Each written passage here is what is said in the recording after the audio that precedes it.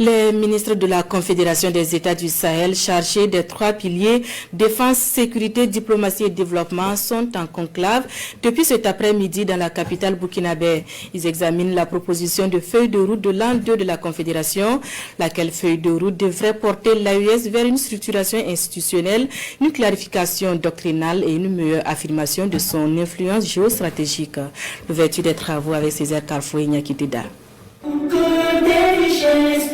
L'une de l'AES ou le Sahel Benkan, la voix d'un peuple, celui du Sahel, résonne dans cette salle de conférence de Ouaga 2000 avant la réunion des ministres de la Confédération de l'Alliance des États du Sahel.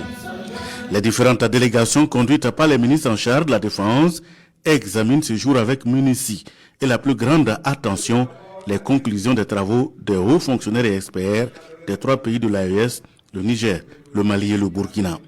Il s'agit pour eux de valider le projet de feuille de route de l'an 2 de l'AES dont le Burkina Faso porte la direction. De cette réunion doit sortir la boussole, voire la carte de référence de l'AES pour cette année 2026 et qui doit impérativement intégrer les acquis, l'affirmation progressive et résolue de la souveraineté de l'espace, la naissance de la force unifiée de l'AES et l'émergence d'une identité sahélienne partagée. Il nous revient de préserver et de consolider cette dynamique face aux velléités de déstabilisation émanant de certains États qui tentent par tous les moyens de freiner notre élan. C'est dire toute l'importance de traduire cette vision intégrée dans la feuille de route de l'an 2 que nous sommes appelés à valider aujourd'hui.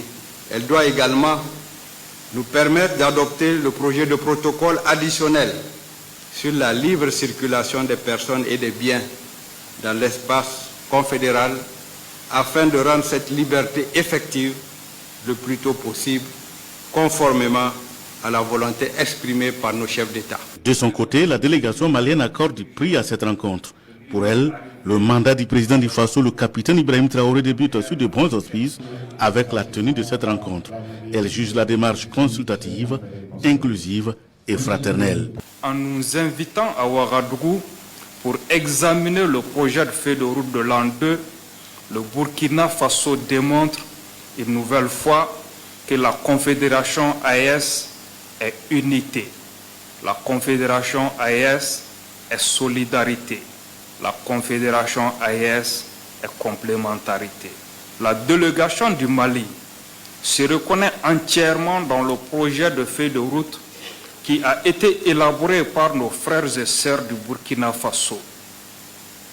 Ce projet s'inscrit dans la continuité de l'an 1 et propose des actions et des activités pertinentes en vue de la mise en œuvre de la vision impulsée par le Collège des chefs d'État. L'an 1 de l'AES a été une année fondatrice de structuration institutionnelle, de clarification doctrinale et d'affirmation stratégique.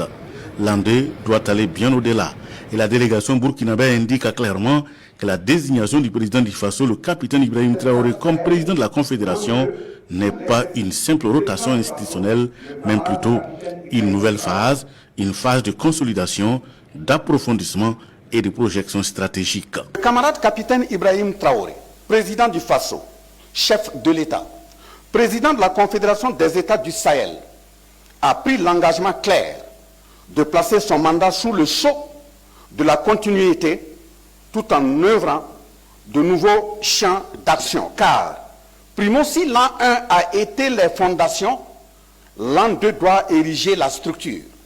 Secondo, si l'an 1 a affirmé notre existence, l'an 2 doit imposer notre influence. Le cadre de concertation que nous tenons aujourd'hui nous permettra de mettre en cohérence nos actions et nos responsabilités pour les 12 prochains mois. Nous devons faire en sorte que la feuille de route de l'an 2 soit au rendez-vous de ses ambitions. Pragmatique sans être timide, structurée sans être bureaucratique. Elle devra renforcer la mutualisation de nos capacités de défense, la coordination de nos dispositifs sécuritaires, la convergence de nos positions diplomatiques, l'intégration de nos politiques économiques. Car la souveraineté ne se fragmente pas, elle se consolide et elle se consolide par la cohérence. Le projet de feuille de route en examen tient compte justement de cette cohérence pour faire de l'AES un espace qui ose, un espace qui protège sa population, un espace qui assume avec vaillance sa souveraineté.